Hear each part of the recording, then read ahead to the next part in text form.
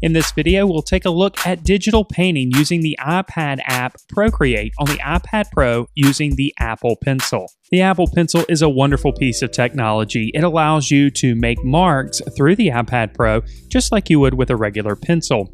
It feels very much like a real pencil, and it charges very quickly by just plugging into the port on the iPad Pro. The program Procreate is an incredible program for creating digital drawings and paintings, especially on the go. There are a variety of traditional mark-making tools that you can use. Here's a look at using a 6B graphite pencil. Now, of course, the marks aren't exactly like what you would expect if you were drawing on a piece of paper with a traditional drawing pencil. You can even notice that there's a bit of paper texture that shows through each mark. And if we turn the Apple Pencil on its side, we can create broader strokes that resemble smooth gradations of value. Now, adjusting the pressure makes a difference, but we can also change the brush size. We can make the graphite pencil extremely small or quite a bit larger. Now, we're not just limited to using a graphite pencil, of course. We have a variety of different traditional drawing and painting media available to us. We can choose to create a mark that resembles an ink brush, for example. And you can see here how the pressure sensitivity of the tablet really plays in.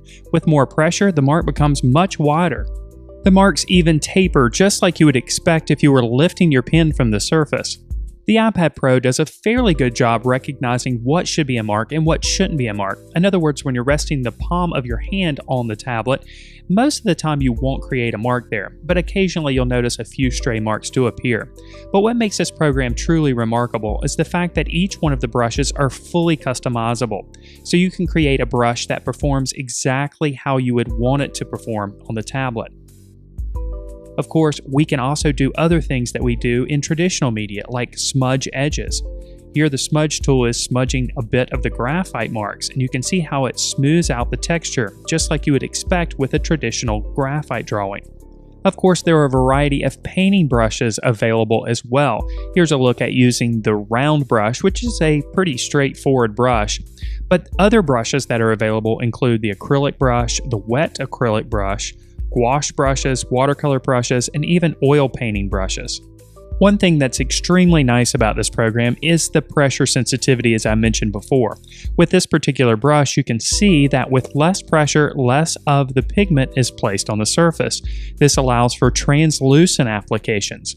This means that you can almost create a glazing effect by layering colors on top of colors that you've previously applied. Allowing some of the color to show through underneath will create a bit of mixing. So if we apply a bit of blue over the top, you can see that the color becomes a little bit more purple. Now, of course, this isn't perfect, and it can be a little bit difficult to control the exact amount of pressure that you place on the brush. But of course, all of these parameters can be adjusted, as I mentioned before. Beyond the painting brushes and the drawing brushes, you also have the feature of being able to add additional layers. Just like with Photoshop, we can put bits of visual information on each layer and go back and alter those layers if we prefer, or move them around within our layer palette. In this case, I'm applying a bit of orange over the top, but then I can just grab that layer and pull it down underneath the top layer, and now we can see the oranges behind the blue and red marks. If we make a mistake, going backwards in history is easy as well. Just tapping the surface with 2 fingers backs you up. We also have the ability to transform the marks or visual information if we want. By clicking on the arrow at the top, you can see we can change the size, we can rotate the information, or we can even skew it to make it appear distorted. Now, there are a variety of different adjustments that we can do to the visual information as well. Here, I'll apply a Gaussian blur. Taking the Apple Pencil, all you have to do is scroll it across the screen, and you can increase the intensity of the blur. There's simply so much you can do with this inexpensive app. If you want to import an image to use as a photo reference, it's very easy to do so. You can even share your work when you're finished and share a video of what you've created when you're finished as well. All of these options are available under the Actions palette at the top. You can also zoom in extremely close to handle all of those small details if you want, and really work almost pixel by pixel if you prefer. Now, this is really my first impressions of using the Procreate program, and this is really my first digital painting using this program as well. I chose to pick a subject that was going to be a bit challenging here with the sea turtle. I started with an acrylic brush and just started making marks right from the start. I wanted to keep things fairly loose at the beginning, and progressively I became more detailed with the marks. You can't really tell here from the time-lapse video, but during this process I was kind of working out how the program works and how the brushes behave.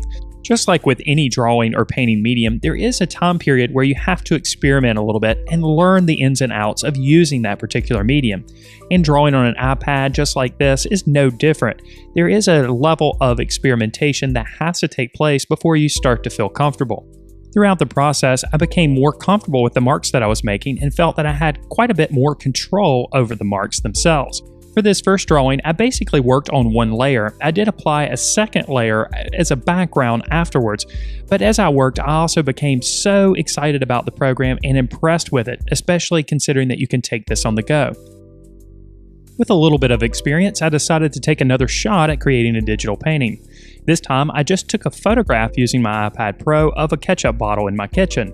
I started with the pastel brushes, loosely sketching out the shape and the contours, and then I went in with the round brush, and I used the round brush exclusively for this painting.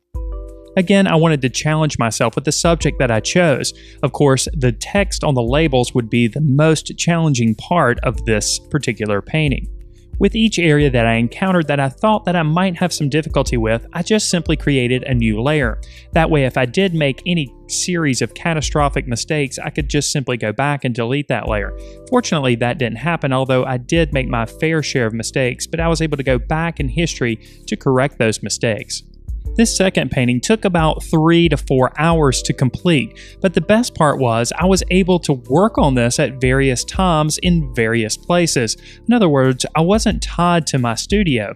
I was able to take the iPad Pro and my Apple Pencil to various locations and spend time with my family while I actually worked, which might not seem like a big deal, but for me it was. Not being tied to a computer and a tablet or even a drafting table is such a huge benefit. This means that you can take your work on the go and basically have a digital sketchbook. But of course, a digital sketchbook that's far more powerful than a traditional sketchbook. Now, of course, there are going to be some limitations to taking your iPad Pro out on the go. Especially if you're working in a very bright sunlit area, it might be difficult to see some of the details that you're creating.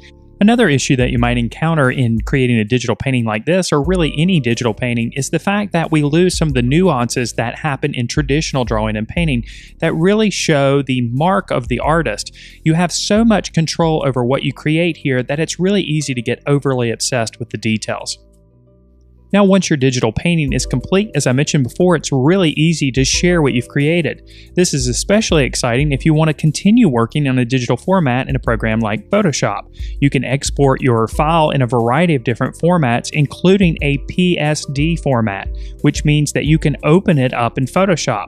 So I exported my ketchup bottle in a PSD format, and there it is showing up here in Photoshop with all of the layers preserved. So if I wanted to, I could go back and edit this image even further and even edit the individual layers. And by zooming in, we can see that the resolution of the original file is preserved, meaning if you wanted to print it out on a sheet of watercolor paper, for instance, to give it more of a traditional look, well, you can do that as well.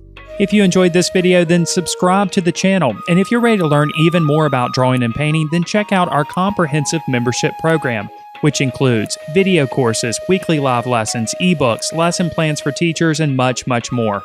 To learn more about our program, just click on the button in the center of your screen or click on the card in the upper right-hand corner. Thank you so much for watching.